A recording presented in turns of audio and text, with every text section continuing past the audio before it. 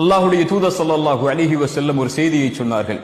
எந்த ஒரு முஸ்லிமை அல்லாஹ் சோதித்தாலும் அவர் சொல்லட்டும் அல்லாஹ் கூறிய வார்த்தையை, இன்னா லில்லாஹி வ இன்னா இலைஹி ராஜிஊன் என்று கூறிவிட்டு ஒரு துஆவை ஓதட்டும். யா அல்லாஹ், இந்த சிரமத்தை என்னுடைய வாழ்விலிருந்து நீக்கிவிடு, இதைவிட சிறந்த ஒன்றை, நீ எடுத்ததை விட சிறந்த ஒன்றை எனக்கு கொடுத்து விடு என்ற துஆவை ஓதுமாறு அல்லாஹ்வுடைய தூதர் ஸல்லல்லாஹு அலைஹி வஸல்லம் சொன்னார்கள். உம்மு சலமா, அவங்களுடைய கணவர் அபூ சலமா ரலியல்லாஹு அன்ஹு மரணித்து விட்டார்கள்.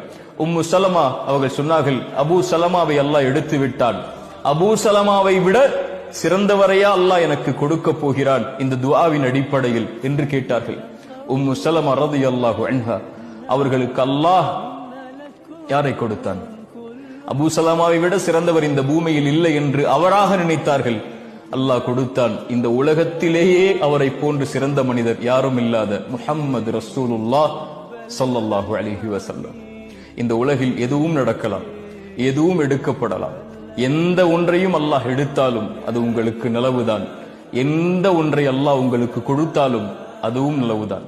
மனிதன் அறியாதவன்,